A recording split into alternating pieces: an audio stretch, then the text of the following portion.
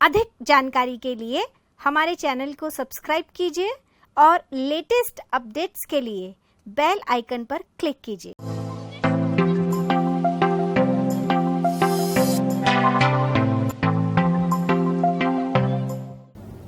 नमस्कार मित्रों, परिष्कार ऑनलाइन एकेडमी में मैं डॉक्टर प्रिया सक्सेना आप सभी का स्वागत करती हूं।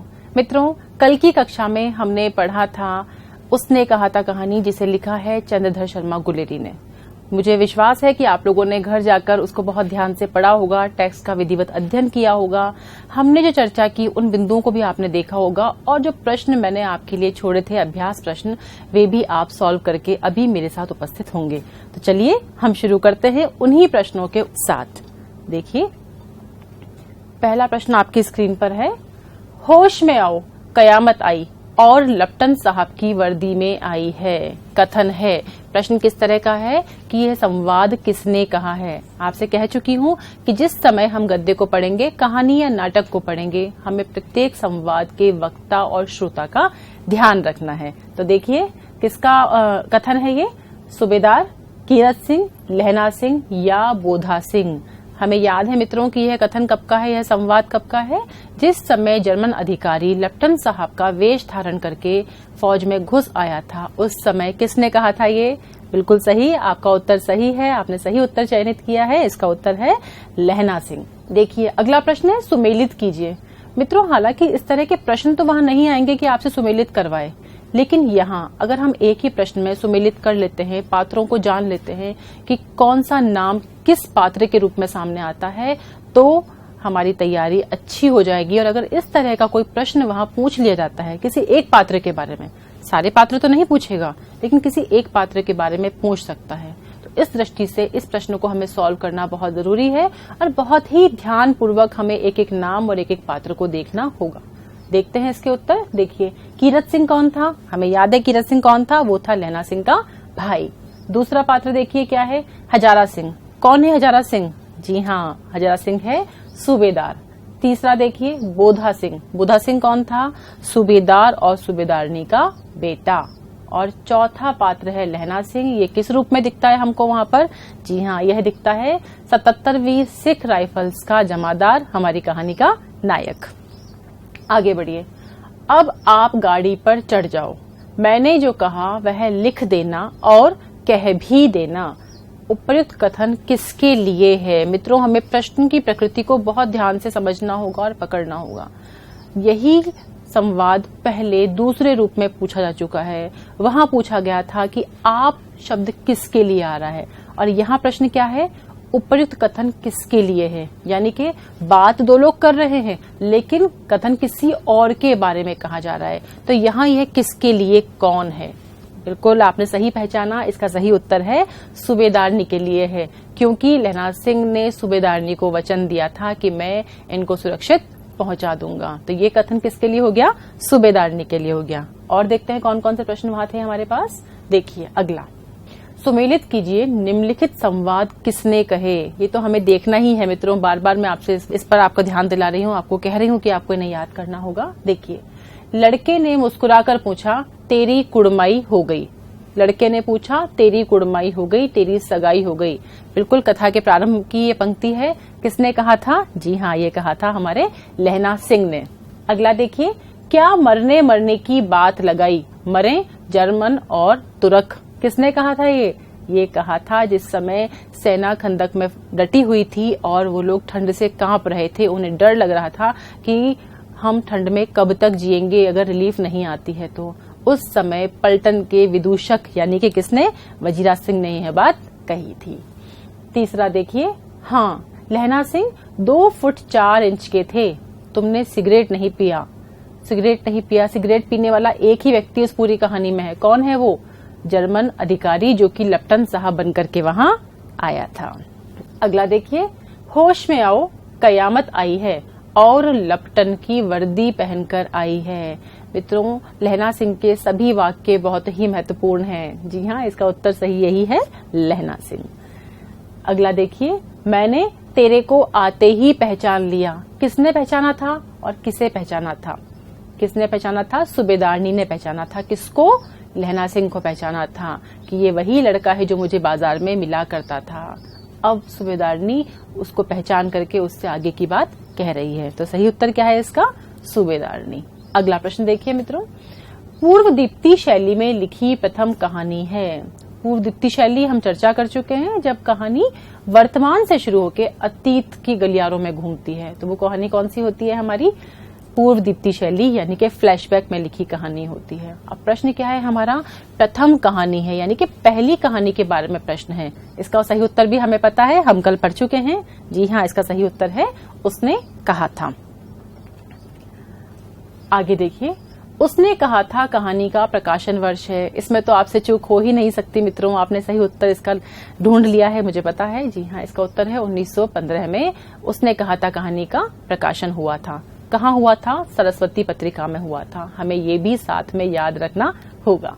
अगला देखिए, उसने कहा था कहानी का नायक है। कहानी का नायक है, बार बार मैं आपसे कह रही हूँ कि हमें इस प्रश्न को बहुत ध्यान से याद करना है। जितनी भी रचनाएं हमारे कोर्स में लगी हुई हैं, पाठ्यक्रम में लगी हुई हैं, उन सभी के नायक और नायिका, या मैं तो ये कहूंगी सभी प्रधान पात्रों के नाम आपको याद होने ही चाहिए। और फिर यहाँ तो नायक के लिए प्रश्न है। देखिए इसका सही उत्तर क्या है? जी हाँ, इसका सही उत्तर है लहना सिंह। अगला प्रश्न देखिए, लहना सिंह और होरा पहली बार किस शहर में मिले? किस शहर में मिले? किस पृष्ठभूमि पर है मित्रों ये? जी हाँ, ये है अमृतसर की पृष्ठभूमि पर। दोनों ही अपने अपने मामाओं के घर आए हुए थे। उसने कहा था कहानी किस विश्व युद्ध की पृष्ठभूमि पर लिखी गई? किस विश्व युद्ध की पृष्ठभूमि पर लिखी गई? देखिए, प्रथम विश्व युद्ध 1916 ईस्वी, प्रथम विश्व युद्ध 1914 ईस्वी, द्वितीय विश्व युद्ध 1950 ईस्वी और प्रथम विश्व युद्ध 1918 ईस्वी। इसमें जो तीसरा ऑप्शन है द्वितीय विश्व युद्ध, वो तो हो ही नहीं सकता, क्योंकि हमें पता है कि प्रथम विश्व युद्ध की पृष्ठभूमि पर ही इस कहानी की रचना हुई थी। अब इन तीनों में से सही उत्तर कौन सा है, ये भी हमको अच्छे से याद होना चाहिए। इसका सही उत्तर है मित्रों प्रथम विश्व युद्ध 1914 ईस्वी। आपने इस उत्तर को भी ध्यान से याद कर लिया होगा और आपने सही ही उत्तर लगाया होगा, ये भी मैं ऐसा मानती हूँ। और हम आगे बढ़ते हैं मित्रों। अब हमारी शुरू हो रही है कहानी आज की, जिसे हम पढ़ेंगे एक और जिंदगी, जिसे लिखा है मोहन राकेश ने। मित्रों, मोहन राकेश का हम एक नाटक भी पढ़ चुके हैं और अब हम उनकी कहानी पढ़ने जा रहे हैं। मोहन राकेश ने उपन्यास भी लिखे हैं, कई विधाओं में लिखा है और जहां जहां जिस विधा में आपने हाथ आजमाया सफलता पाई है।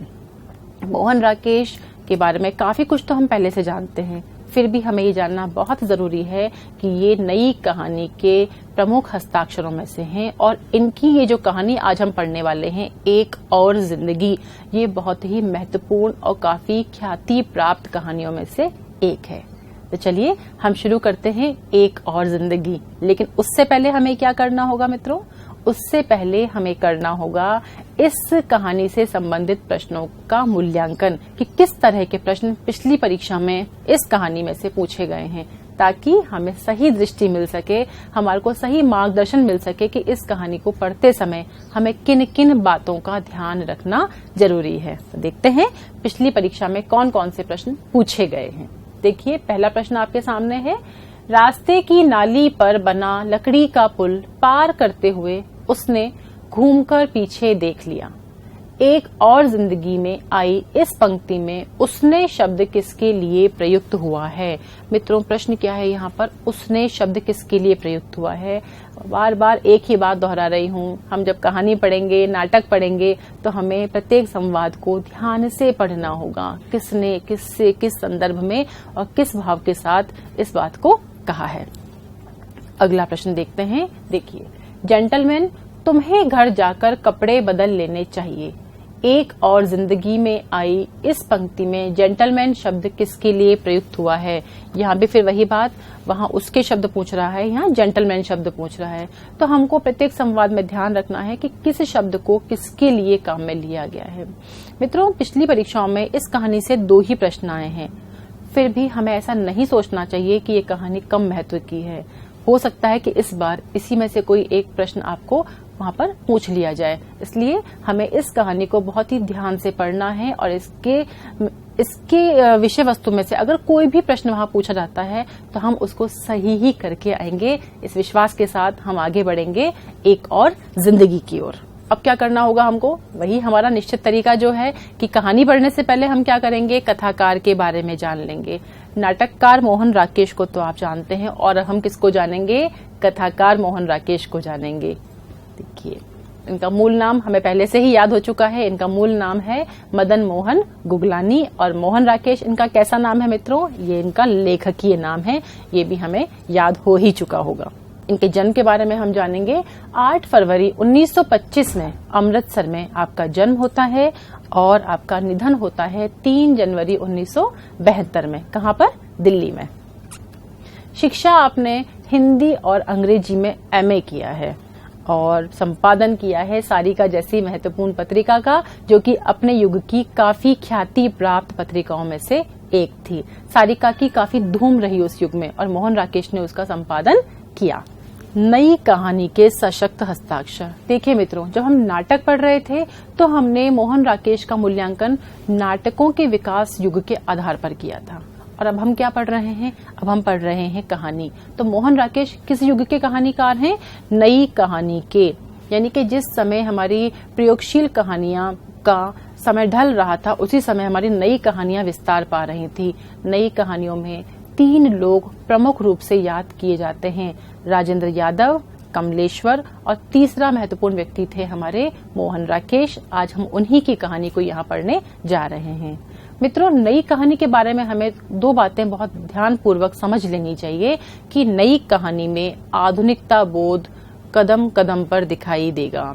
आधुनिकता बोध यानी कि त्रासदी, पीड़ा, ऊब, अकेलापन, अजनबीपन, विसंगतियां, विडंबनाएं, इस तरह की विषय वस्तु को कथा में आधार बना करके लेखक कथानक का ताना बाना बुनता है। तो हमें ये याद रखना है। और दूसरा, इन कहानियों में, नई कहानियों में, अधिकांश कहानियों में क्या हुआ है, दाम्पत्य जीवन का जो बिखराव है, परिवार की जो टूटन है, जो छटपटाहट है, उस छटपटाहट को भी लेखकों ने अपनी कहानी का विषय बनाया है। तो इन दोनों ही दृष्टियों से नई कहानियों को पढ़ा जाता है, और उसी दृष्टि से आज हम पढ़ने जा रहे हैं एक और जिंदगी। देखिए, हम रचना के बारे में अब जानेंगे, और उससे पहले जानेंगे कि लेखक ने और कौन कौन सी कहानियां लिखी हैं, क्योंकि आज हम पढ़ रहे हैं कहानी। देखिए, इनके कहानी संग्रह आते हैं, इंसान के खंडहर, नए बादल, जानवर और जानवर, एक और जिंदगी, आज के साए, फौलाद का आकाश और डॉक्टर। ये सभी इनके महत्वपूर्ण कहानी संग्रहों में से एक हैं। अब हम जानेंगे कि इनकी कहानियों की विषय वस्तु क्या है। वैसे तो मैंने अभी चर्चा की आपसे कि नई कहानी के कहानीकार हैं ये, तो नई कहानी की जितनी विषय वस्तु हो सकती है, जितनी प्रवृत्तियां हो सकती हैं, वो सब तो इनमें है ही। फिर भी विशेष रूप से इनमें क्या क्या है वो हम देखते हैं। इनकी कहानियों में शहरी जीवन की कृत्रिमता क्या है मित्रों, शहरी जीवन की कृत्रिमता। पहले ही मैंने आपको बता दिया क्या है इसमें, आधुनिकता बोध। और ये आधुनिकता बोध कहाँ से मिलेगा हमको मिलेगा महानगरीय संतरास से, जो कि आधुनिकता बोध का एक महत्वपूर्ण चरण है। शहरी जीवन की कृत्रिमता यानी कि शहरी जीवन में जिस प्रकार का दिखावा है, बनावट है, लगाव नहीं है, लेकिन दिखावा पूरा है, तो उस चीज को यहाँ पर लेखक ने कथा का विषय बनाया है अपनी कहानियों में। बाह्य आडंबर, बाह्य आडंबर वही फिर से दिखावा, बाहरी आडंबर, दाम्पत्य एवं पारिवारिक जीवन के विघटन आदि का यथार्थ चित्रण। दाम्पत्य जीवन और पारिवारिक जीवन यानी कि एक और तो पति पत्नी के जो आपसी संबंध हैं वो टूट रहे हैं, और जब पति पत्नी के ही जीवन में बिखराव आएगा, तनाव आएगा, तो हम समझ सकते हैं कि बाकी के शेष परिवार का क्या होगा। वहां भी विघटन होगा ही होगा। ना तो बच्चे माता पिता के साथ संतुलित हो पाएंगे, ना ही माता पिता बच्चों के साथ संतुलित हो पाएंगे। तो वो जो घुटन है, विघटन है, टूटन है, उसका इन्होंने यथार्थ चित्रण किया है। यथार्थ चित्रण किया है मतलब वास्तविक चित्रण किया है, जो उस समय के समाज में वास्तव में घटित हो रहा था, उसी को इन्होंने यहाँ कथाओं का विषय बनाया है। चलिए आगे बढ़ते हैं अब हम और कहानी की ओर, एक और जिंदगी। मित्रों, इस शीर्षक से आपको कुछ और समझ में आ रहा है, एक और जिंदगी। हम जीवन में जिंदगी जो हमें मिली है कितनी बार जीते हैं? एक जीवन है तो एक ही बार जिएंगे। लेकिन यहाँ इस कहानी में लेखक ने प्रश्न उठाया है कि अगर हमसे अपने जीवन में कोई गलती हो जाती है, किसी प्रकार की कोई असफलता हमको मिल जाती है, तो क्या हमें उसी जीवन में एक और जिंदगी की तरफ बढ़ना चाहिए या वहीं घुट करके रह जाना चाहिए? और मान लीजिए हम आगे बढ़ भी जाते हैं, तब भी यदि हम असफल होते हैं, तो क्या हमें फिर से प्रयास करना चाहिए या अपने आप को उसी छटपटाहट में तड़पने के लिए छोड़ देना चाहिए?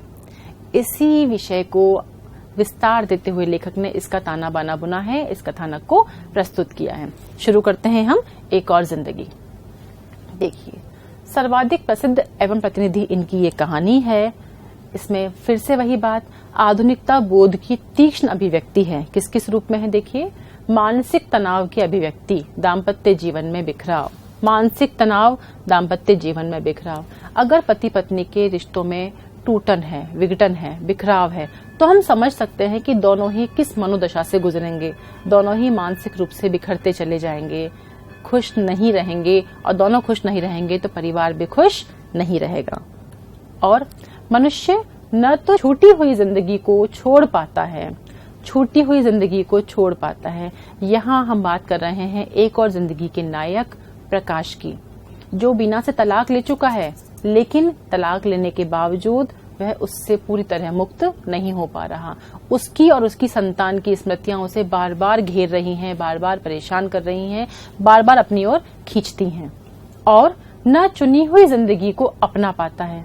और अब उसने शादी कर ली है दूसरी, निर्मला से, लेकिन निर्मला को भी वह पूरी तरह से अपना नहीं पा रहा। वहां उसकी अलग अपनी विसंगतियां हैं। तो आखिर बेचारा करे तो क्या करे? देखिए, अपितु दोनों ओर खींचा जाकर शत विक्षत हो जाता है।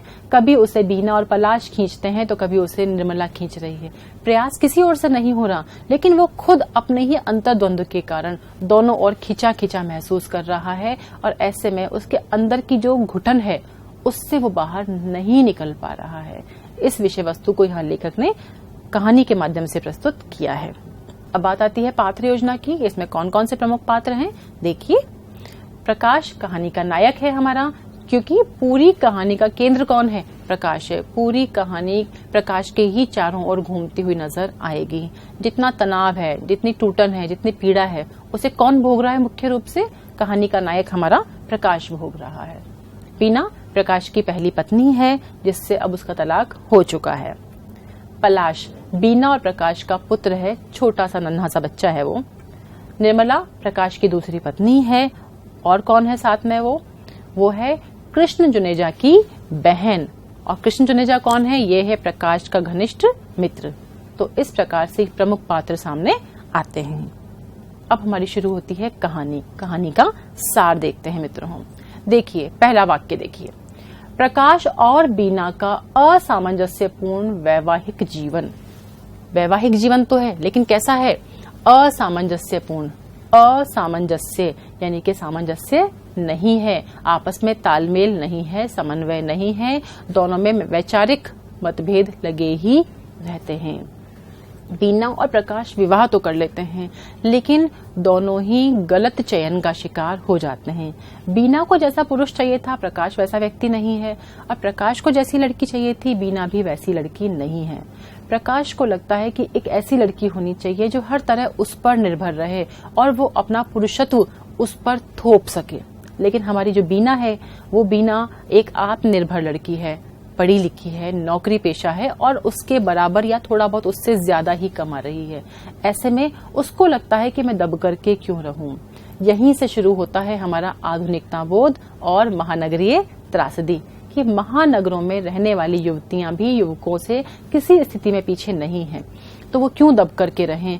क्यों वो उस पुरानी पीढ़ी की स्त्री का जो एक चोला है उसको ढोती रहे, उसको ओढ़े रहे? वो उस चोले से, उस आवरण से बाहर निकल चुकी है, खुल चुकी है, मुखरित हो चुकी है। लेकिन प्रकाश हमारी परंपरावादी सोच का व्यक्ति है और उसको लगता है कि बीना को अब भी उससे दबकर ही रहना चाहिए, और उसकी वजह से प्रारंभ से ही उन दोनों में क्या होता है? असामंजस्य उत्पन्न होने लगता है। देखिए, संवाद में समझाया भी है, एक संवाद हमारे सामने है। बीना समझती थी कि जानबूझकर उसे फंसा दिया गया है। कैसे फंसा दिया गया है? जानबूझकर। और प्रकाश सोचता था कि अनजाने में ही उससे एक कसूर हो गया है, उससे एक गलती हो गई है बीना से विवाह करके। विवाह के कुछ महीने बाद से ही पति पत्नी अलग अलग रहने लगे थे। देखिए, महानगरीय त्रासदी, दाम्पत्य जीवन में बिखराव। विवाह के कुछ महीने बाद ही, वर्षों बाद नहीं, कुछ महीने बाद ही, यानी कि बहुत जल्दी दोनों को समझ में आ गया कि हम दोनों गलत चयन का शिकार हो गए हैं, हमारी आपस में नहीं बनेगी, नहीं पटेगी। विवाह के साथ जो सूत्र जुड़ना चाहिए था वह जुड़ नहीं सका। क्यों नहीं सका था? क्योंकि दोनों की सोच ही अलग थी। दोनों ही शिक्षित थे, दोनों ही आत्मनिर्भर थे, और जो बीना है हमारी, वो परंपरावादी सोच की लड़की नहीं है, जबकि हमारा नायक प्रकाश उसके ठीक विपरीत सोच रखता है। आपस में बनती तो कैसे बनती? लोकाचार के नाते, लोकाचार सामाजिक मर्यादा के कारण साल 6 महीने में कभी एक बार मिल लिया करते थे, ताकि लोग उन पर ताने ना कसें, लोग उनके बारे में बातें ना बनाएं। कभी जब भी एक शहर में आए तब गलती से मिलना हो गया तो हो गया। वह लोकाचार ही बच्चे को संसार में ले आया था। देखिए कितनी संवेदनहीनता है यहाँ पर हमारे समाज की, कि उस लोकाचार के नाते वो दोनों मिलते हैं और मिलने का परिणाम एक गलती है कि वो बच्चा उस संसार में आ गया, जबकि दोनों ही वह संतान नहीं चाहते, लेकिन बच्चा वहां आ गया है। और यहाँ बच्चा होने के बाद दोनों को क्या करना चाहिए था?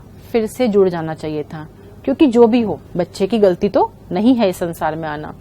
फिर भी उस बच्चे के आने के बावजूद भी दोनों जुड़ नहीं पाते हैं। यह असामंजस्य बना रहता है और नौबत कहाँ तक पहुंचती है? नौबत पहुंचती है तलाक तक। देखिए अगला वाक्य जो कहानी में से लिया है हमने।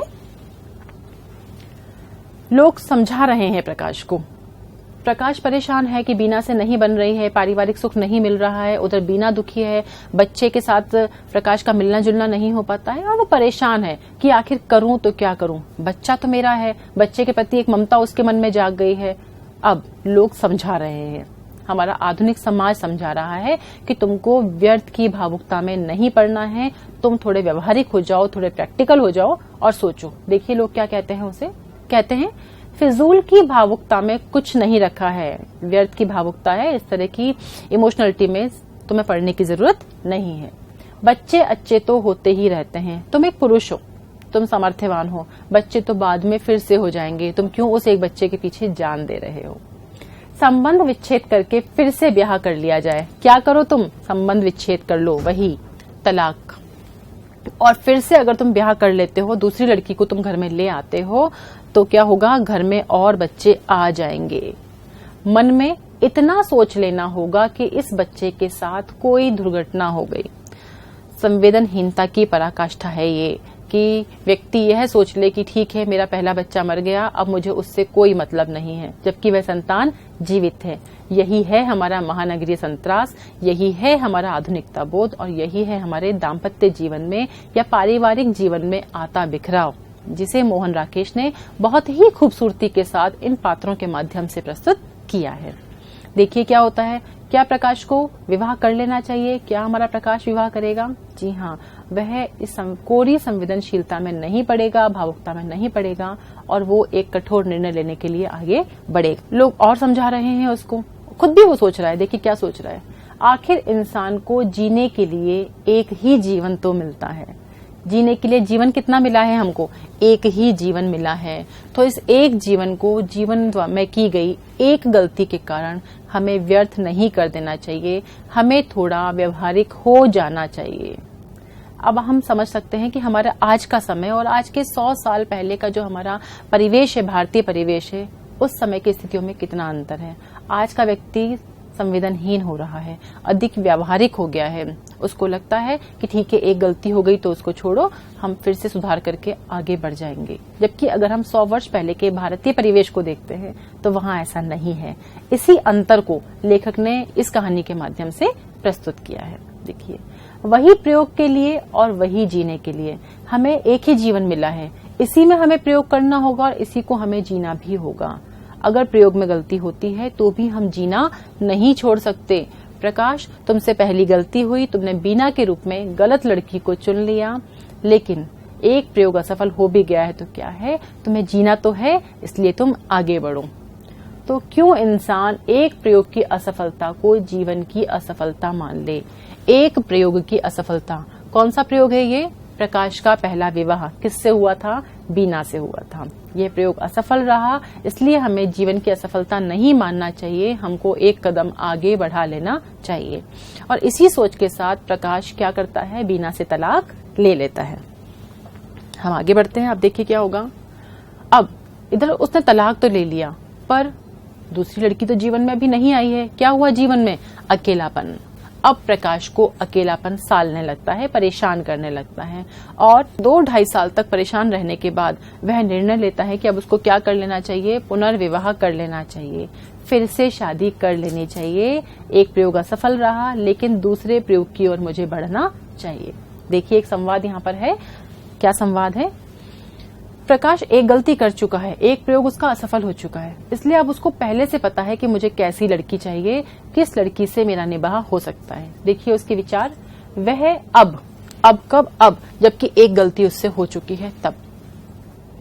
एक ऐसी लड़की चाहता था जो हर तरह से उस पर निर्भर करे। बिल्कुल वो नहीं चाहता था कि लड़की स्वावलंबी हो, लड़की नौकरी पेशा हो, बल्कि एक गृहस्थीन लड़की चाहता था जो सिर्फ उसके घर में रहे और उस पर ही पूरी तरह निर्भर रहे, जिसकी कमजोरियां एक पुरुष के आश्रय की अपेक्षा रखती हों। वह बिल्कुल आधुनिक युवती नहीं चाहता है, वह तो एक घरेलू लड़की चाहता है जो हर समय अपने पति पर हर काम के लिए आश्रित रहे, हर बात उससे पूछ करके करे, उसकी स्वीकृति में ही अपनी स्वीकृति समझे। इस तरह की एक लड़की वो चाहता था। क्या उसको वो लड़की मिली?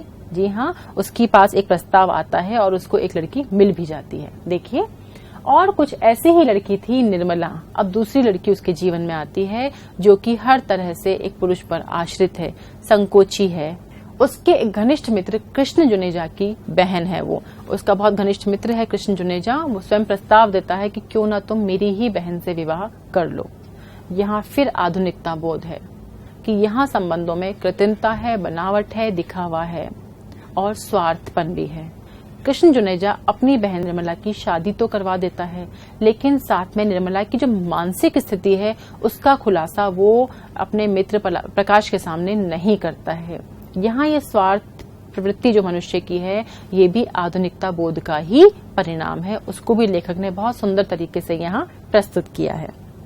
आगे बढ़ते हैं। देखिए, मैंने अभी आपको जिक्र किया कि निर्मला की मानसिक स्थिति थोड़ी सी गड़बड़ है। अब वो क्या गड़बड़ है? निर्मला हंसती हुई आई उसके घर में और हंसती ही रही। क्या हुआ? निर्मला को जब कभी उसने देखा कि हंसती है, मुस्कुराती है, अरे खुश मिजाज लड़की है, लेकिन उसे नहीं पता था कि यह हंसी उसकी हमेशा की हंसी है। वह बात बात पर वजह बेवजह हंसती ही रहती है और इतना हंसती है कि सुनने वाले को बहुत ही अटपटा सा लगता है, अजीब सा लगता है। और तब बाद में पता चलता है कि निर्मला कैसी है? निर्मला है अर्धविक्षिप्त। कब पता चला? ये विवाह के बाद। और तब प्रकाश को एहसास हुआ कि मेरा दूसरा विवाह भी असफल रहा, मेरा दूसरा प्रयोग भी असफल रहा। निर्मला कैसी निकली? अर्धविक्षिप्त निकली। देखिए, उसके संबंध में भी कुछ महत्वपूर्ण संवाद हैं, हम उनको देखेंगे। लगातार 10 मिनट तक वह हंसी से बेहाल ही रहती। किस संदर्भ में आ रहा है ये? टेक्स्ट आपने पढ़ ही लिया है मित्रों, और हम एक बार और पढ़ेंगे इसको ध्यान से घर पर। यहाँ देखिए, लगातार 10 मिनट तक वह हंसी से बेहाल ही रहती। कब है ये बात? जब निर्मला किसी भी बात पर बेवजह हंसना शुरू करती। शुरू में हल्का फुल्का हंसती और लगातार हंसती ही जाती। बहुत मामूली सी बात पर भी बेवजह जोर जोर से हंसना शुरू कर देती। उसे समझाने की चेष्टा करता कि ऐसी बातों पर नहीं हंसा जाता, तो निर्मला को और भी हंसी छूटती।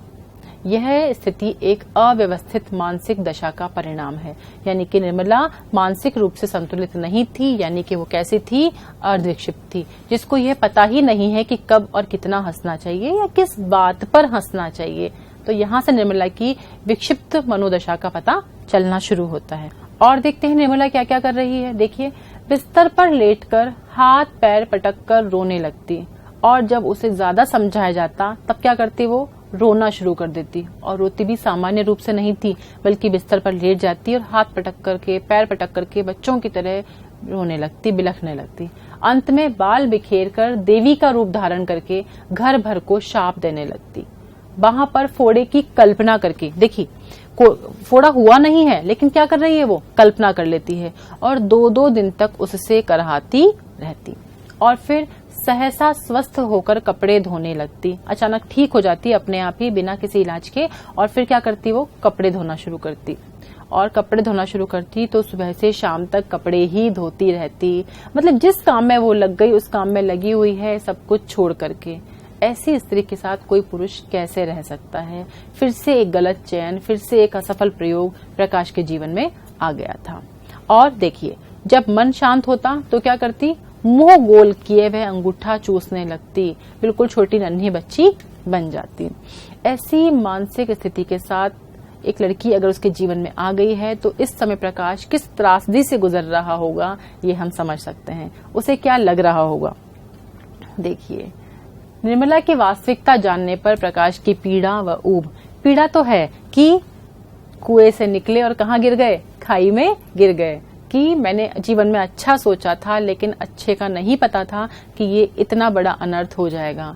और अब वो अपने आप से, अपने वैवाहिक जीवन से, अपने चारों ओर के परिवेश से कैसा होने लगा है, ऊबने लगा है। उससे अब अपने आप से वितृष्णा हो रही है कि मैं ये जीवन आखिर क्यों जी रहा हूँ।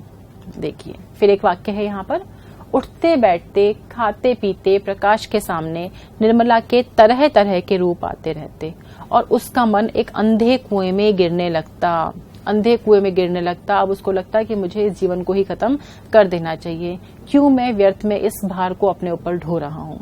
कितना वो परेशान हो चुका है, क्योंकि निर्मला कभी बच्चों की तरह हंस रही है तो कभी चिल्ला चिल्ला के रो रही है, कभी देवी का रूप धारण कर रही है, कभी व्यर्थ में दर्द से कराह रही है। अजीब अजीब से रूप धारण करके वो लगातार प्रकाश को परेशान कर रही है।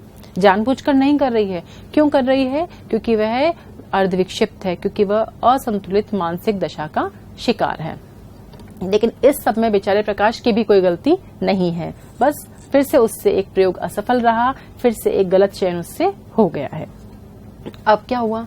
अब प्रकाश इस सब से बहुत घबरा जाता है और क्या करता है, तनाव से मुक्त होने के लिए वो निर्णय करता है कि मैं कुछ दिनों के लिए कहाँ चला जाऊंगा, पहाड़ों पर घूमने चला जाऊंगा। वहां घूमने जाता है और वहीं अचानक उसकी भेंट हो जाती है, उसका मिलना होता है किससे? अपनी पहली पत्नी बीना और पुत्र पलाश से। पलाश जो कि छोटा सा नन्हा सा बच्चा है। अब वह बोलने लगा है, कैसी बातों में? तोतली बातों में बोलने लगा है।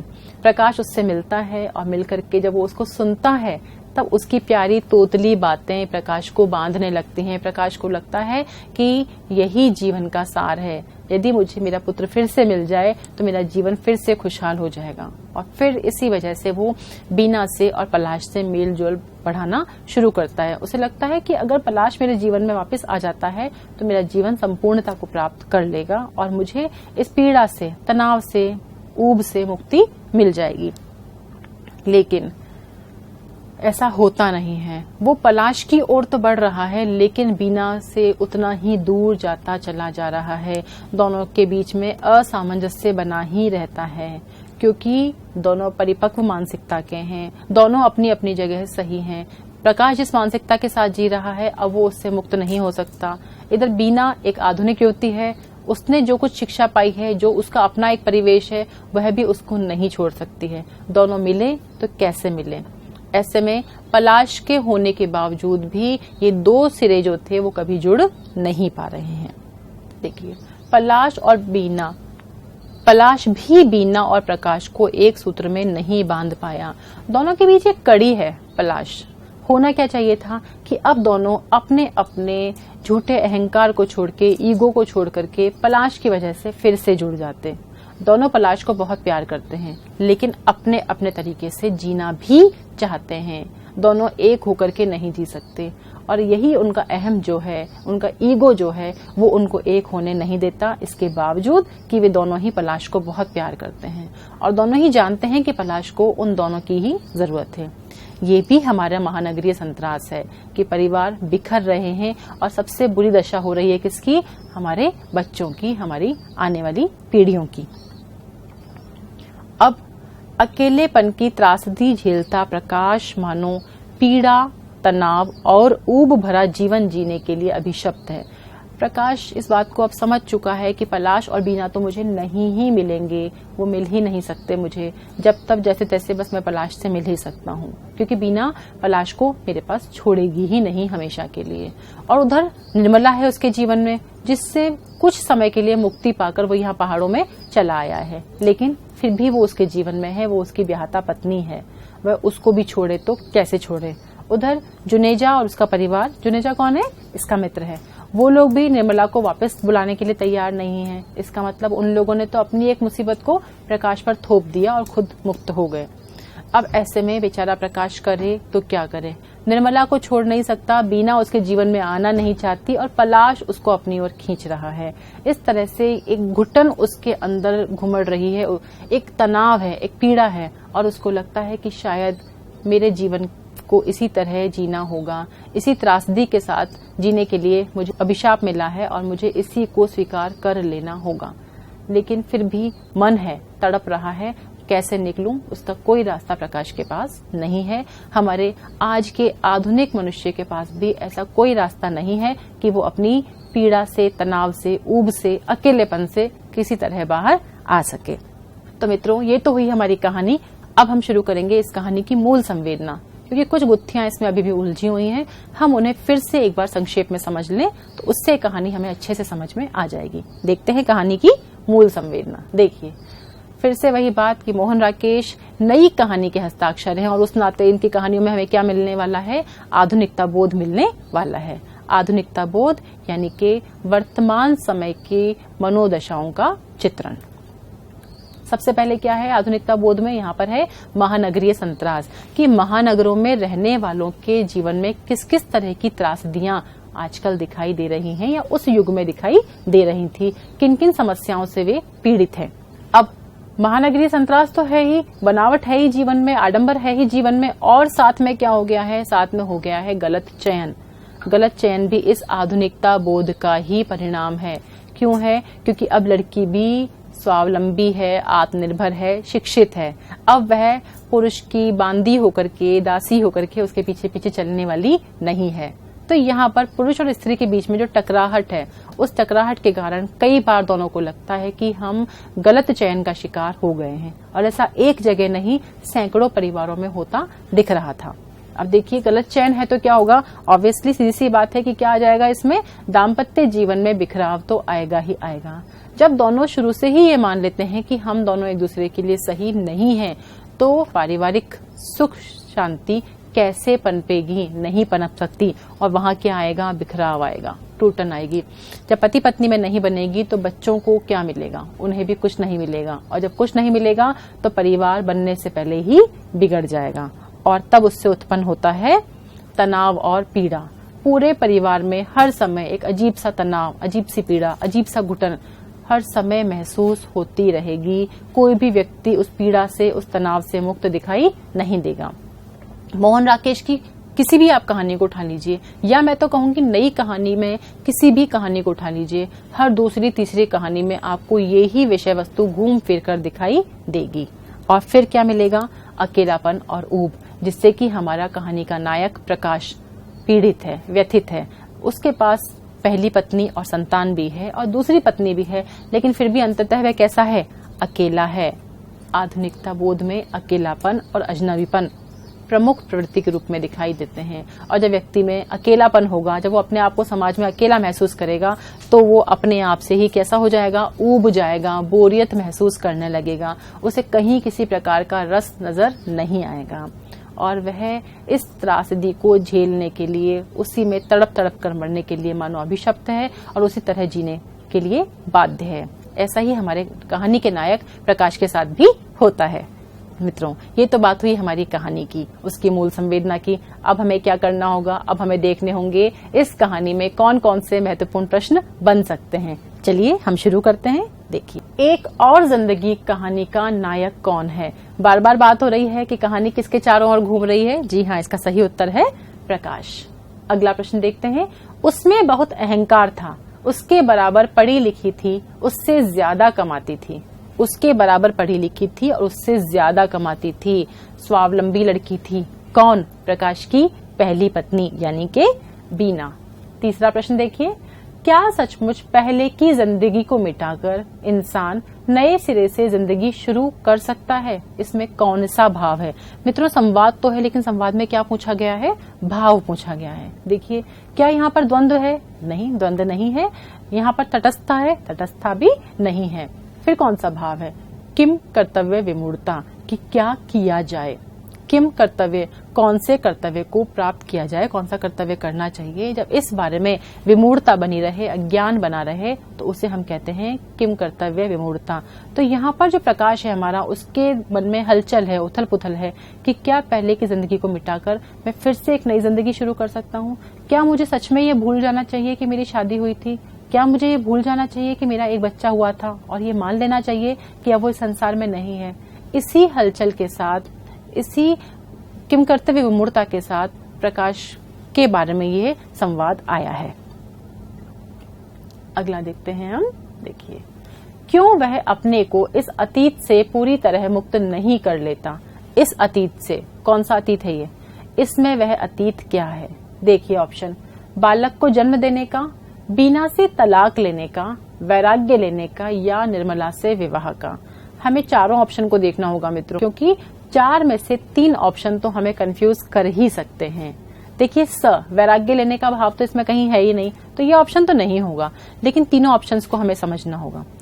बीना से तलाक लेने का, बीना से तलाक लेने में उसे कोई दिक्कत है ही नहीं, क्योंकि वो बीना से कभी बंधा ही नहीं, तो इससे मुक्त होने के तो कोई प्रश्न नहीं उठता कि उसे कोई परेशानी होगी बीना से मुक्त होने में।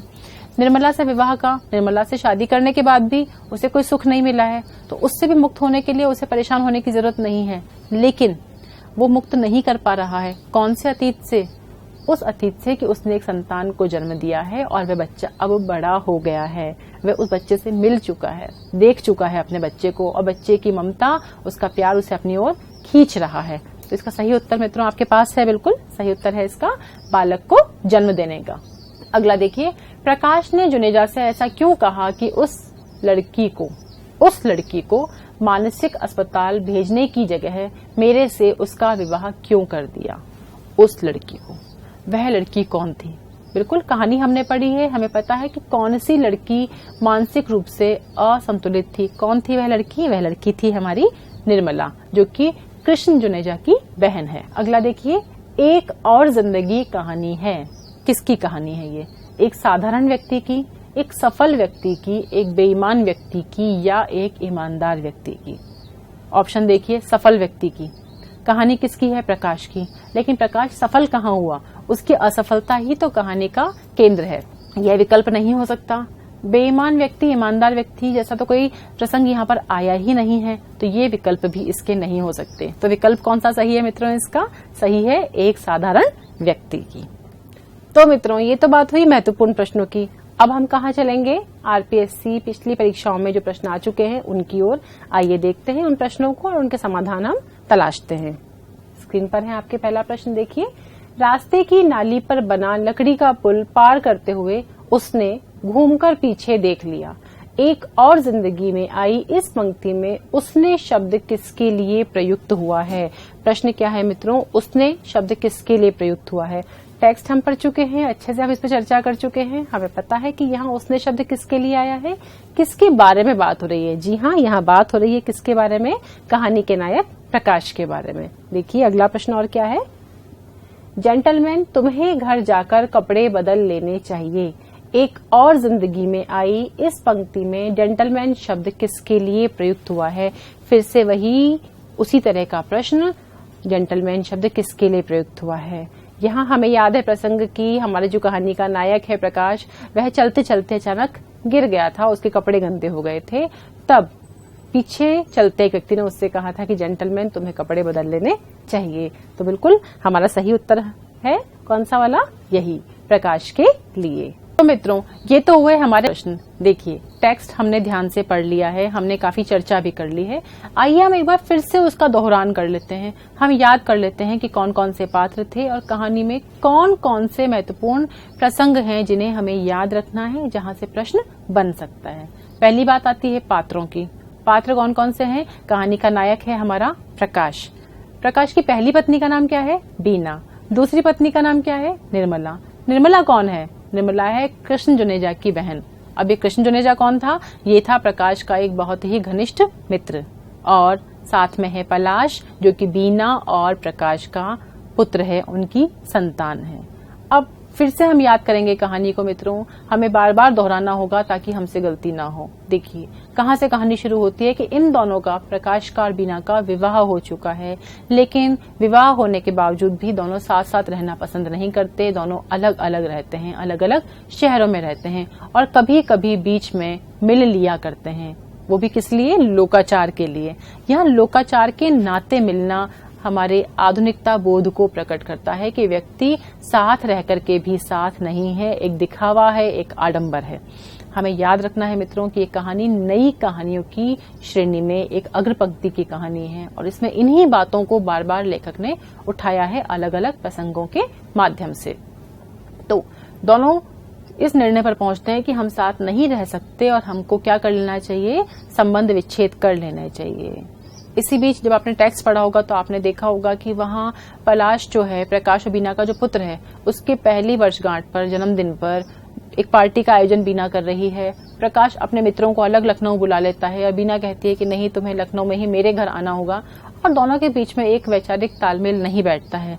बीना के घर में अलग पार्टी चल रही है, वहां प्रकाश नहीं पहुंचता है अपने अहंकार के कारण और इधर प्रकाश अपने मित्रों को बुला के बैठा है और बीना अपने अहंकार के कारण, अपनी पार्टी की व्यस्तता के कारण न तो खुद आती है न ही बच्चे को भेजती है और यहीं से यह तनाव और भी बढ़ता चला जाता है। दोनों के ही अहंकार को चोट लगती है। प्रकाश को लगता है कि मैं पुरुष हूं और पुरुष होकर के भी अगर मेरी पत्नी मेरी बात नहीं मान रही है तो ऐसे दाम्पत्य जीवन का क्या फायदा। और बिखराव लगातार बढ़ता ही चला जाता है और निर्णय होता है कि अब हमें अलग हो जाना चाहिए। लेकिन अलग होने के बीच में भी क्या है? प्रकाश बंधा हुआ है किससे? अपनी संतान से। उसको लगता है कि मुझसे एक शायद गलती हो गई है संतान को जन्म दे करके और अब मैं उसको कैसे छोड़ सकता हूँ। पर लोग समझाते हैं, समझदार लोग समझाते हैं, व्यवहारिक लोग समझाते हैं कि बच्चे अच्छे तो होते रहेंगे, तुम उसको भूल जाओ, दूसरी शादी कर लो, फिर एक लड़की आ जाएगी, फिर से बच्चे हो जाएंगे और ये मान लेना कि दुर्घटना में पहली संतान चली गई, नहीं रही वो। प्रकाश भी उन लोगों की बात मान लेता है क्योंकि पहला प्रयोग तो असफल है ही, वहां तो कुछ रखा नहीं है। उनकी बात मानता है और एक दूसरी लड़की से शादी करता है। उस लड़की को जब वो मिलता है तो उसको लगता है कि हाँ, यह लड़की बिल्कुल सही है, यही मेरे लिए उपयुक्त होगी। कब तक? जब तक कि शादी होकर वो लड़की इसके घर में नहीं आती है। तब तक ये बहुत खुश है, एक नया बड़ा घर लेता है, घर को सजाता है और नए नए सपने देखता है कि अब मेरा फिर से घर बार बसेगा। लेकिन सपने पहले ही रात से चूर चूर होने लगते हैं जब उसे पता चलता है कि निर्मला कैसी है। निर्मला है अर्धविक्षिप्त, यानी कि असंतुलित मानसिक स्थिति की शिकार है वो, और निर्मला से भी वो पीड़ित हो जाता है। चाहता है कि निर्मला वापस अपने घर चली जाए, अपने मित्र से बात करता है, लेकिन अब वो लोग प्रकाश से इस बारे में कोई बात करना ही नहीं चाहते हैं। इन संदर्भों में, इन प्रसंगों में जो संवाद आए हैं मित्रों, उन संवादों को आपको बहुत ध्यान से पढ़ना होगा, रेखांकित करके पढ़ना होगा। किसने कहा है, किससे कहा है, किस संदर्भ में कहा है और उससे क्या भाव निकल रहा है। बार बार आपको याद दिला रही हूँ कि हमें प्रत्येक संवाद को इन 4 दृष्टि को ध्यान में रख करके पढ़ना होगा, क्योंकि इस कहानी में क्या दिक्कत है, इसमें घटनाएं इतनी महत्वपूर्ण नहीं है जितने कि संवाद महत्वपूर्ण है। तो आपको संवादों को बहुत ध्यान से देखना होगा। अब यहाँ पे निर्मला से परेशान होकर के उसको लगता है कि क्यों ना मैं कुछ दिन के लिए अकेला हो जाऊं, मैं दूर हो जाऊं। आधुनिकता बोध अकेलेपन के रूप में, पति पत्नी के रूप में निर्मला प्रकाश साथ में है, लेकिन वहां पे एक अजनबीपन है, साथ रह करके भी साथ नहीं है। फिर से वही त्रासदी, फिर से वही आधुनिकता बोध कहानी में दिखता है। और प्रकाश दुखी होकर कहाँ जाता है? पहाड़ों में जाता है अकेले जीने के लिए। लेकिन फिर देखिए भाग्य की विडंबना, कौन मिल जाता है उसे वहां? फिर से उसको मिल जाती है बीना और उसका पुत्र। पुत्र को देख करके फिर से ममता जागती है और उसको लगता है कि मुझे पलाश और बीना के साथ ही रहना चाहिए। कुछ कोशिश भी वो करता है, लेकिन कभी बीना का अहंकार और कभी खुद उसका ही अहंकार बीच में आड़े आ जाता है। फिर से अहंकार, फिर से आधुनिकता बोध बीच में आता है और दोनों कभी भी किसी भी वजह से जुड़ ही नहीं पाते। दोनों पलाश को बहुत प्यार करते हैं, लेकिन पलाश का प्रेम भी उन दोनों को जोड़ नहीं पाता क्योंकि अहंकार दोनों के अंदर है। दोनों ही किसी प्रकार का तालमेल बैठाने को, समझौता करने को तैयार नहीं है और तब वह परेशान होकर के यहाँ वहां भटकता है, अंतर्द्वंद से पीड़ित है, समझ नहीं आ रहा कि मैं क्या करूं। इसी बीच निर्णय लेता है कि ठीक है, अब मुझे पलाश से और बीना से दूर हो जाना चाहिए, क्योंकि वो तो मुझे मिलेंगे नहीं। पलाश तो मेरा पुत्र है, मैं कभी कभी मिल सकता हूँ, पर अब हम फिर से एक नहीं हो सकते। इसी बीच फिर से उसको निर्मला के पत्र आने लगते हैं और उसको लगता है कि वही अभिशप्त जिंदगी उसको फिर से अपनी ओर खींच रही है। वो बिना बताए फिर से निर्मला को छोड़ करके निकल जाता है, लेकिन निर्मला फिर उसको पत्र भेजने लगती है और वह दुखी होकर के समझ ही नहीं पाता कि अब मुझे क्या करना चाहिए। और इस तरह से हमारी कहानी का नायक अकेलेपन की त्रासदी को झेलने के लिए, तनाव को झेलने के लिए, पीड़ा को झेलने के लिए मानो अभिशप्त है। यही उसकी नियति है, यही आधुनिकता बोध है जिससे कि हमारा आज का मनुष्य लगातार पीड़ित है, जिसको वो झेल रहा है। तो मित्रों, ये तो हुई हमारी कहानी पूरी। अब हम क्या करेंगे, अब आप घर जाएंगे, इस टेक्स्ट को बहुत ध्यान से पढ़ेंगे और जो अभ्यास प्रश्न मैंने आपको दिए हैं, इन अभ्यास प्रश्नों के उत्तरों के साथ हम अगली कक्षा में फिर मिलेंगे। तब तक के लिए नमस्कार।